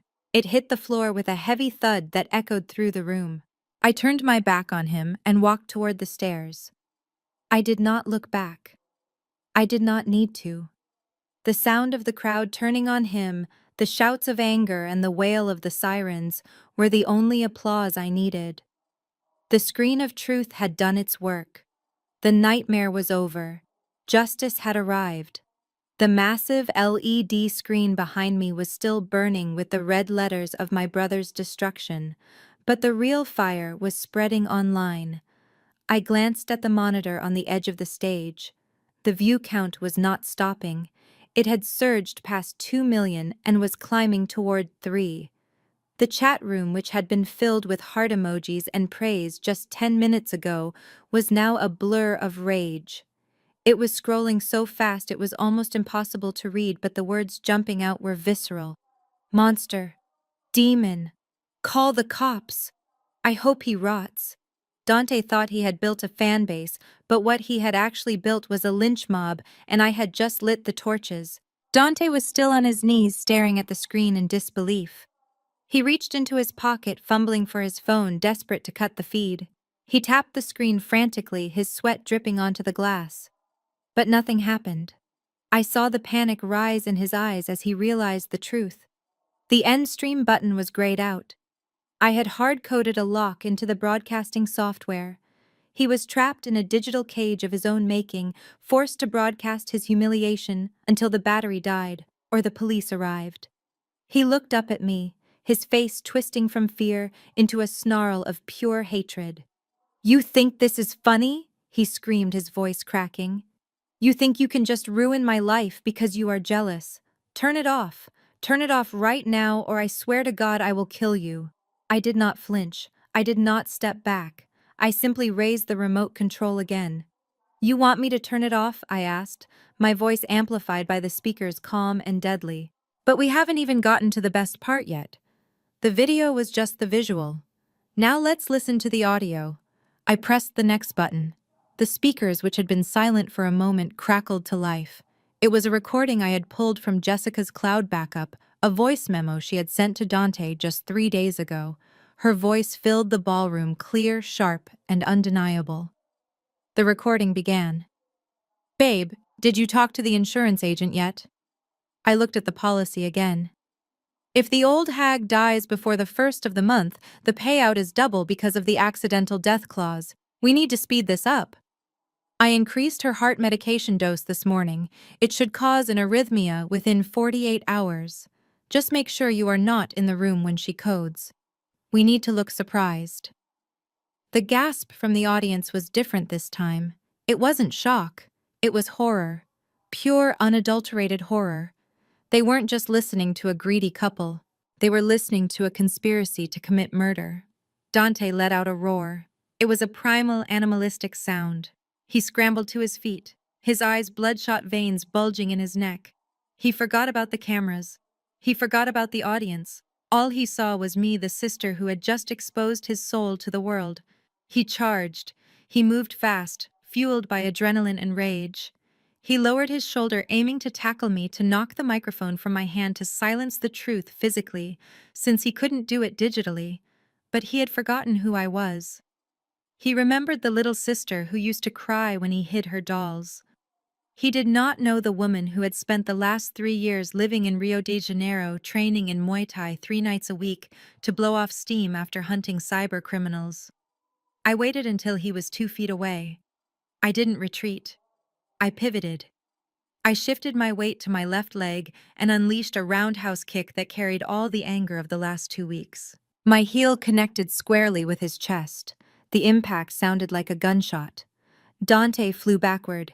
He lifted off his feet airborne for a split second before crashing down onto the hardwood stage. He slid 5 feet, knocking over a monitor speaker, and came to a stop in a heap of tangled limbs and expensive suit fabric. He wheezed, gasping for air, clutching his ribs. I stood over him barely out of breath. The red silk of my dress settled around me. I looked like a warrior queen standing over a fallen usurper. The audience erupted. It wasn't polite applause, it was a roar of approval. They were cheering for the takedown. I walked over to where he lay groaning. I looked down at the camera lens that was still broadcasting his defeat to the world. I leaned in close, making sure my face filled the frame. Did you see that I asked the millions of people watching? Did you see how easy it is to knock down a bully? This man told you he was a hero. He told you he was a saint. But look at him. He is just a coward who hits women and poisons his own mother for a check. I turned back to Dante. He was trying to crawl away, dragging himself toward the edge of the stage. "Where are you going, Dante?" I asked, following him. "The party is just getting started. You wanted to be famous. Stay and enjoy the spotlight." Suddenly, a commotion erupted near the side exit. I looked over. Jessica was screaming. The security guards, the massive men in black suits who were supposed to protect the VIPs, were holding her by the arms. She was kicking and spitting, her mascara running down her face in black streaks. "Let me go!" she shrieked. "I didn't do anything. It was all him. He made me do it." One of the guards looked at me and nodded. They had heard the recording.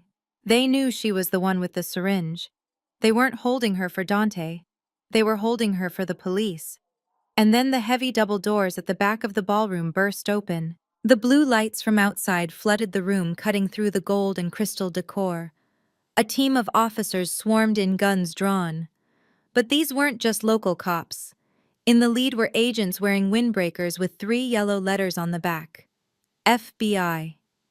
Dante stopped crawling. He looked at the agents, then he looked at me. The realization hit him. This wasn't just about abuse anymore. The wire fraud, the internet crimes, the crossing of state lines to commit insurance fraud. I hadn't just called the police. I had called the feds. I stepped back to the microphone one last time. "Ladies and gentlemen," I said, my voice ringing out with a finality that signaled the end of the show. "Thank you for coming to the launch of Beast Mode. I think we can all agree that the brand is officially dead. Please drive home safely, and remember, call your mothers. Tell them you love them. Because you never know what kind of monster might be living in your guest room." I dropped the microphone. It clattered on the floor, the feedback screeching for a second before cutting out. I walked to the edge of the stage and sat down, my legs dangling over the side. I watched as the FBI agents swarmed the stage. They hauled Dante up, cuffing his hands behind his back. He didn't fight. He was broken. As they dragged him past me, he looked at me one last time. There was no anger left in his eyes, only terror. I didn't say anything. I just pointed to the phone that was still streaming. The camera caught the perfect shot of him in handcuffs, head bowed, being led away to spend the rest of his life in a cage. I looked at the screen of my own phone. The comments were still scrolling. "Justice served. Queen. Finally." I took a deep breath. The adrenaline began to fade, replaced by a deep, bone-weary exhaustion. But it was a good kind of tired. It was the feeling of a job finished. I stood up, smoothed my dress, and walked down the stairs. The crowd parted for me like the Red Sea. No one spoke to me. They stared with a mixture of awe and fear. Even Aunt May and Uncle Ben huddled in the corner, refusing to make eye contact. They knew they were next. They knew I had the receipts. But that was a battle for tomorrow. Tonight I was going to the hospital. I was going to sit by my mother's bed. And when she woke up, I was going to tell her that the monsters were gone and they were never coming back. The applause that had filled the Grand Starlight Ballroom only minutes ago had completely disintegrated, replaced by a chaotic symphony of outrage and panic. It was a beautiful, terrifying implosion. I stood on the edge of the stage, watching the empire my brother built on lies crumble in real time. The investors, men in expensive suits who had been practically drooling over Dante's projections an hour ago, were now scrambling for the exits. I saw the venture capitalist who had thrown his glass pulling out his phone, likely screaming at his PR team to scrub any mention of beast mode energy from their portfolio. They were fleeing a sinking ship, desperate not to be dragged down by the undertow of a scandal that was currently trending #1 worldwide. But the most satisfying sight was the family. My extended relatives, the aunts and uncles who had turned their backs on me at the barbecue, were now trying to make themselves invisible. Aunt May was holding her sequined purse over her face like a shield, trying to push through the crowd without being recognized. Uncle Ben had reversed his electric wheelchair into a dark corner, his head bowed, terrified that the cameras might swing in his direction. They knew that the internet never forgets. They knew that by tomorrow morning they would not be the proud relatives of a mogul, but the complicit enablers of a monster. They had feasted on the scraps of my mother's suffering, and now they were choking on them. In the midst of this pandemonium, I spotted movement near the service entrance. It was Jessica. She had abandoned her husband the moment the first glass shattered. She had kicked off her designer heels and was sprinting barefoot across the polished floor, clutching her purse to her chest. Inside that bag, I knew were the forged insurance papers. She was trying to slip out the back to disappear into the night and perhaps catch a flight before the law caught up with her. She looked like a rat scuttling from a burning building, selfish and desperate. She reached the double doors of the service exit and pushed them open, expecting freedom. Instead, she ran straight into a wall, but it was not a wall of brick or concrete, it was a wall of justice. Standing in the hallway, blocking the exit shoulder to shoulder, were 12 women. They were not police officers, they were not security guards. They were the church mothers. The deaconesses and elders of the neighborhood congregation my mother had attended for 30 years. Leading them was Mrs. Higgins, my mother's next-door neighbor, the woman who had slipped me the address of the nursing home. They were dressed in their Sunday best, their hats tall and imposing, their arms crossed over their chests. They had been watching the live stream. They had seen the abuse, and they had driven down here not to pray, but to ensure that the devil did not escape. Jessica skidded to a halt, gasping. "Move!" she shrieked, trying to shove past them. "Get out of my way, you old hags!" Mrs. Higgins did not budge. She looked down at Jessica with a gaze that could strip paint off a wall. She stepped forward, her presence filling the hallway. "Going somewhere, dutiful daughter-in-law?" Mrs. Higgins asked, her voice calm, but laced with steel. "We saw the video, Jessica. We heard you laughing while you fed Lucille dog food. You think you are going to just walk away from that?" "I didn't do it," Jessica stammered, backing up, looking for another way out. "It was Dante. I was afraid of him. I am a victim too." Mrs. Higgins didn't waste words. She raised her hand and delivered a slap that echoed louder than the sirens approaching outside. It was a sharp, disciplined strike, the kind a mother gives a child who has crossed a line that can never be uncrossed. Jessica cried out, falling back onto the floor, clutching her cheek. She looked up, stunned that these women, usually so gentle, had turned into soldiers. "You are not a victim," Mrs. Higgins said, towering over her. "You are a pharmacist. You took an oath to heal, and you used it to poison. You are staying right here until the police come to collect you." Jessica tried to scramble up, but the other women stepped forward, forming an impenetrable circle around her. They began to sing. It was a low, humming hymn, a song of sorrow and judgment. Jessica curled into a ball on the floor, sobbing, trapped by the very community she had mocked. Then the main doors of the ballroom blew open. The sound was different this time. It was not the chaotic noise of a crowd. It was the precise, heavy thud of authority. The blue and red lights from the street flooded the room, blindingly bright. But the uniforms that poured in were not the beige and brown of the local sheriff's department. These men and women wore navy blue windbreakers with bold yellow letters emblazoned on the back. FBI. The local police had failed me because they looked at jurisdiction and paperwork. But the FBI does not care about local politics. I had given them evidence of wire fraud, which is a federal crime. I had given them evidence of insurance fraud involving interstate commerce. I had handed them a federal case wrapped in a bow, and they had arrived in force. Freeze, a voice bellowed over a megaphone. "Federal agents! Nobody move!" The room froze. Even the fleeing investors stopped in their tracks, hands raised. A team of 6 agents moved in a tactical formation straight toward the stage. They moved with a terrifying efficiency. They did not look at the guests. They did not look at me. Their eyes were locked on one target. Dante was still on the floor where I had kicked him. He looked up dazed and saw the federal agents swarming the stage. For the first time in his life, the arrogance was completely gone. He tried to stand to run to do something, but 2 agents were on him instantly. They slammed him back down onto the hardwood, pulling his arms behind his back with force. The click of the handcuffs was the sweetest sound I had ever heard. Another team secured Jessica near the exit, pulling her up from the floor and cuffing her hands behind her back. She was wailing now, a high-pitched sound of pure terror. The lead agent, a tall man with a grim face, stepped onto the stage. He looked down at Dante, then pulled a folded document from his vest. He didn't whisper. He read it loud enough for the press, the guests, and the millions watching online to hear. Dante Bennett and Jessica Bennett, the agent, announced, his voice booming. "You are under arrest. The United States Attorney's Office is charging you with 18 counts of wire fraud, 12 counts of aggravated elder abuse, money laundering, and conspiracy to commit murder for the purpose of insurance fraud." The words hung in the air like a guillotine blade. Conspiracy to commit murder. That was the end. That was life in prison. That was no bail. Dante struggled against the agents, thrashing like a caught fish.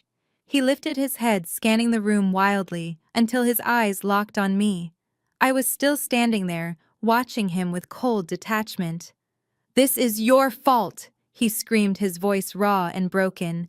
"You did this, Jazz. You set me up. You jealous witch. I am the star. I am the victim here. You gai bei toi?" He switched to Vietnamese in his desperation, a language we hadn't spoken since we were children, reverting to the tongue of our ancestors, to curse me. I looked at him, feeling a profound sense of pity. He still didn't get it. He still thought he was the center of the universe. "I didn't set you up, Dante," I said quietly, though he was too far away to hear me.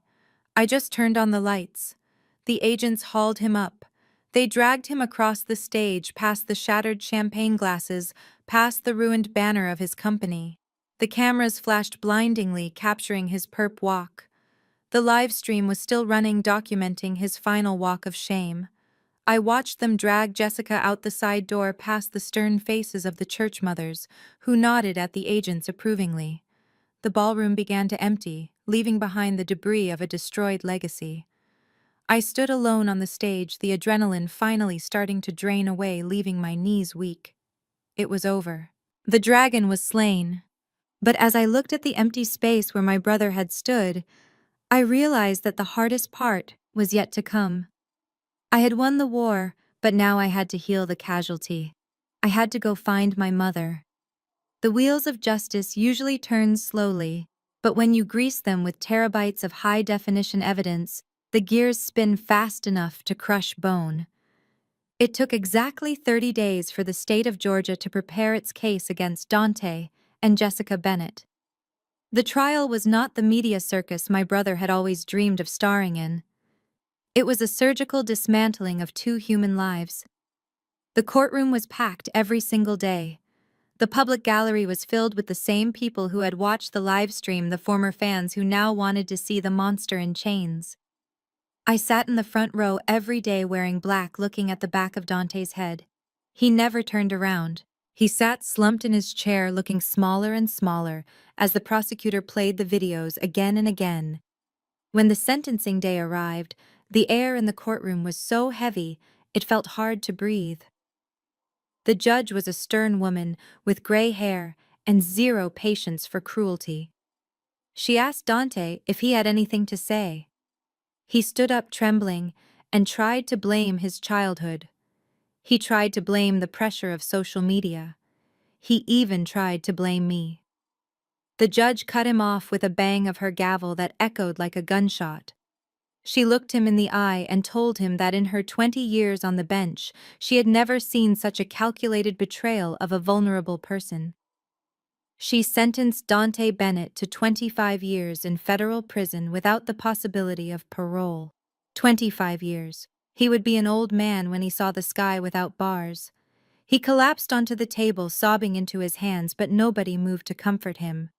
Then it was Jessica's turn. The woman who had sworn an oath to do no harm stood there in a gray jumpsuit, stripped of her designer clothes and her arrogance. The judge was even harsher with her. She called Jessica a disgrace to the medical profession. She sentenced her to 15 years and revoked her pharmacy license permanently. She would never dispense a pill or wear a white coat again. As the bailiffs led them away, the sound of the chains rattling around their waists was the only music I needed to hear. 3 days later, I went to the federal detention center to see my brother one last time.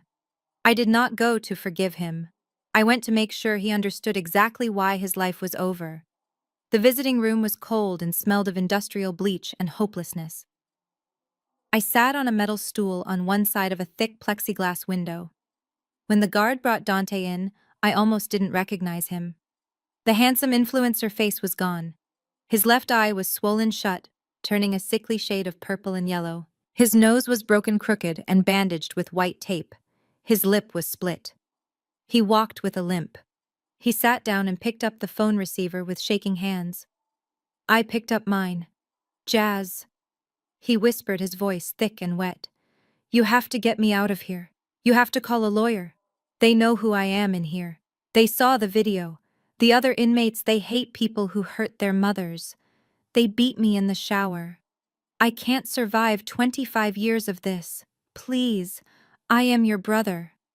I looked at him through the scratched glass. I looked at the bruises and the fear in his remaining good eye. I remembered my mother's face when he slapped her. I remembered her fear. You are right, Dante, I said, keeping my voice steady and cold.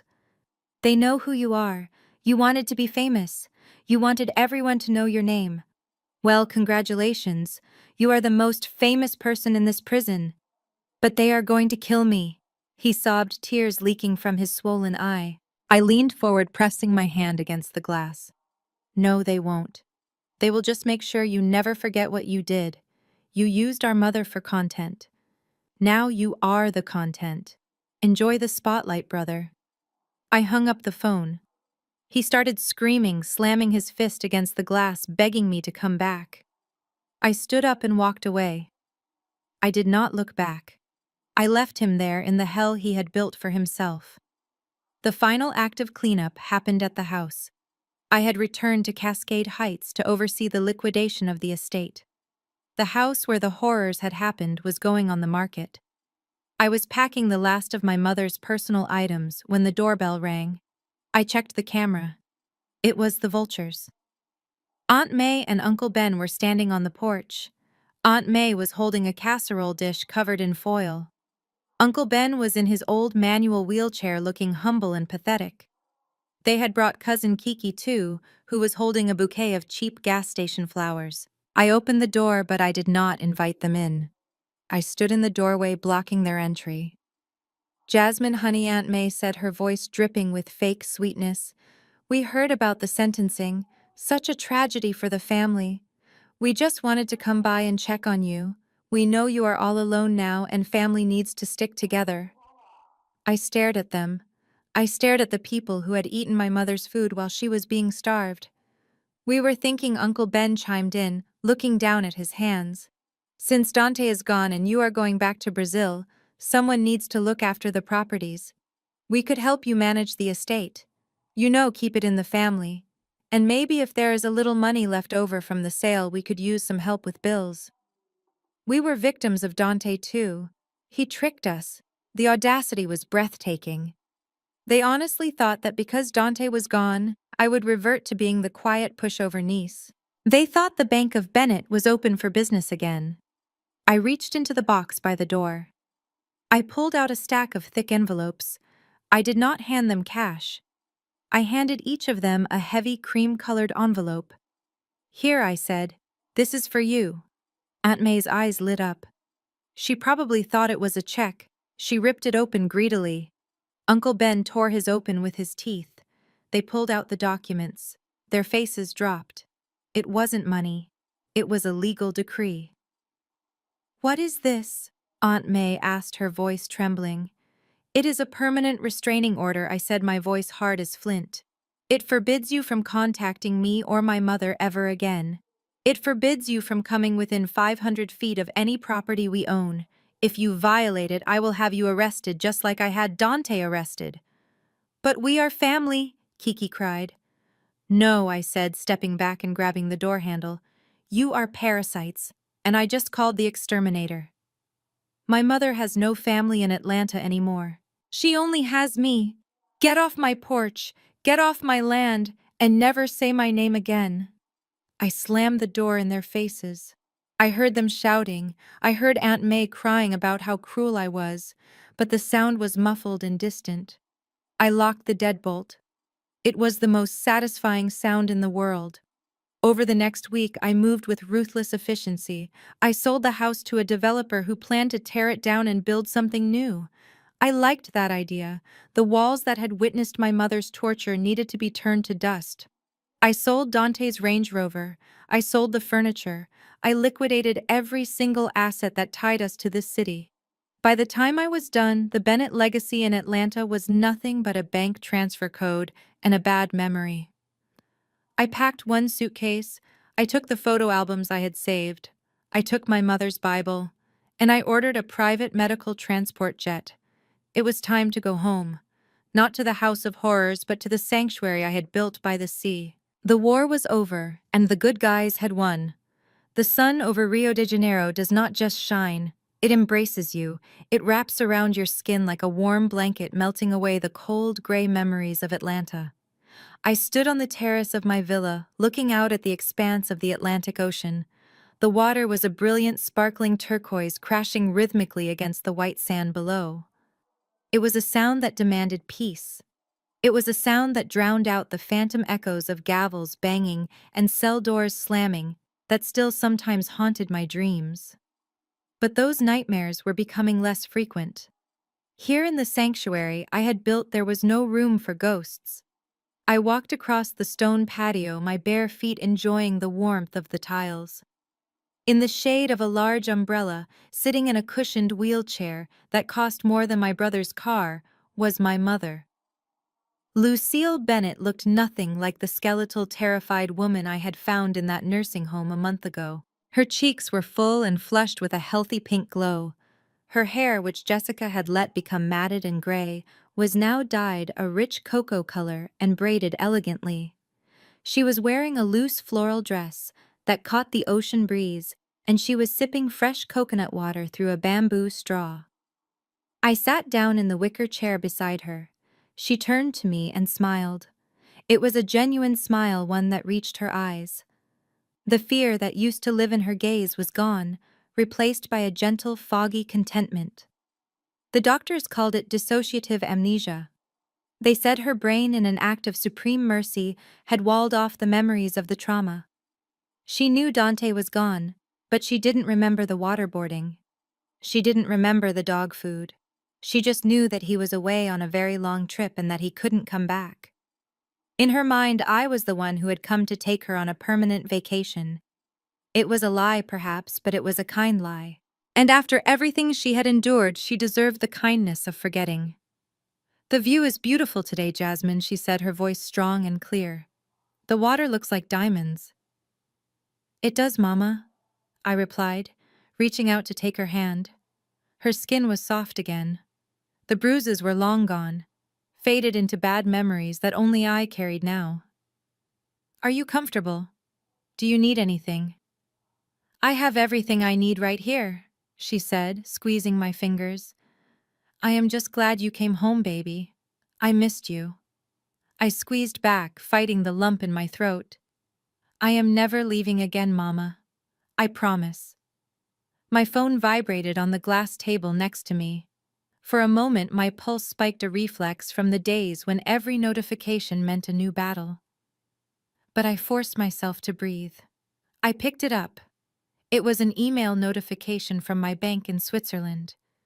The subject line read simply, "Wire transfer received." I opened it. The amount was staggering. It was the payout from the deal I had signed last week. A major streaming service, the one with the red N, had bought the exclusive rights to our story. They wanted to make a docuseries about the influencer who live-streamed his own crime. The world was still obsessed with Dante Bennett. Even in prison he was generating content. I looked at the number. 7 figures. It was enough money to buy 3 more villas. It was enough to retire twice over. But as I looked at it, I felt nothing but disgust. This was blood money. It was profit generated from my mother's pain. I could not spend a dime of it. If I bought a dress or a car with this money, it would feel like I was no better than Dante. I opened my banking app. I had already set up the transfer. I typed in the account number for the National Center on Elder Abuse. I typed in the full amount. I didn't keep a single cent for administration fees. I didn't keep a finder's fee. I hit transfer. The screen loaded for a second, and then a green checkmark appeared. Transaction complete. Just like that, the money was gone. It would go to hire lawyers for other grandmothers trapped in nursing homes. It would go to buy hidden cameras for suspicious daughters. It would do good in a world that desperately needed it. And I still had my own money, the money I earned with my own skills to take care of us. That was enough. I set the phone down. I felt lighter. The last tether to the sordid, ugly drama was cut. I need to stretch my legs, Mama, I said, standing up. I'm going to walk down to the water. I will be right back. Take your time, baby, she said, turning her face back to the sun. I walked down the winding stone staircase that led to the private beach. The sand was hot and powdery between my toes. The roar of the ocean grew louder, filling my ears, washing away the silence. I walked until the foam of the waves licked at my ankles. The water was cool, a shocking contrast to the heat of the day. I reached into the pocket of my sundress and pulled out an object I had been carrying around for weeks. It was an old smartphone. The screen was cracked. The casing was scratched. It was the phone I had found in my mother's bag at the nursing home. It was also the phone that held the original master files of the videos. It was the smoking gun. Technically, the FBI had copies. The court had copies. The internet had millions of copies. But this physical device felt like an anchor. It was the eye that had recorded the evil. It felt heavy in my hand, dense with the negative energy of everything it had witnessed. I looked at it one last time. I thought about Dante sitting in a 6x8 cell right now. I wondered if he was thinking about me. I wondered if he was thinking about the likes and shares he used to crave. He had traded his freedom for attention, and now he had all the time in the world to think about the bad deal he had made. I looked at Jessica, probably scrubbing floors in a federal penitentiary, her soft pharmacist hands blistering from the hard labor. They were rotting. They were withering away in the dark. And here I was, standing in the sun, breathing air that tasted of salt and freedom. I pulled my arm back.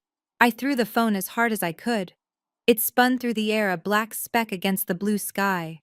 It caught the light for a brief second before it splashed into the waves 50 yards out. I watched the ripples disappear, instantly swallowed by the power of the ocean. The current would take it. The salt would corrode the circuits. The sand would bury it. It was gone. A profound sense of release washed over me. My shoulders dropped. The tension that I had been carrying in my jaw for months finally released. I took a deep breath, filling my lungs with the clean, sweet air. I turned around and looked back up at the cliff. I could see the balcony of the villa. I could see the colorful umbrella. And I could see my mother safe, happy, and loved. People say you cannot choose your family. They say blood is thicker than water. They are wrong. Blood is just biology. It is just a sequence of DNA. It does not grant you loyalty. It does not guarantee love. And it certainly does not give anyone the permission to hurt you. I learned the hard way that family is not a noun. It is a verb.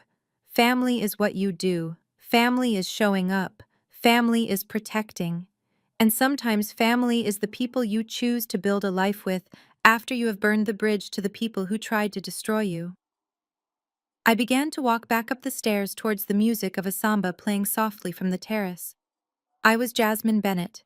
I was a daughter. I was a survivor. And as the sun set over Rio, painting the sky in shades of gold and violet, I realized the ultimate truth. The best revenge is not prison sentences. It is not public humiliation. Those are just consequences. The true, sweet, everlasting revenge is to be happy. It is to live a life so full of joy and peace that the people who tried to break you become nothing more than a footnote in your biography. My brother was in a cage, I was in paradise, and that was the only ending this story ever needed. This story serves as a brutal reminder that shared DNA is not a license for abuse. Family is defined by loyalty and protection, not just biology. Dante chased fame by exploiting the vulnerable, only to find that the truth is an unstoppable force. The greatest lesson is that silence protects the oppressor, but action liberates the oppressed. We must be the guardians for those who cannot fight for themselves. True peace comes when we have the courage to cut toxic ties, no matter how close the relation, and build a sanctuary with those who truly love us. If you believe that family is defined by love and not blood, hit that like button and subscribe. Share this story with someone who needs the strength to walk away from toxicity and build their own peace.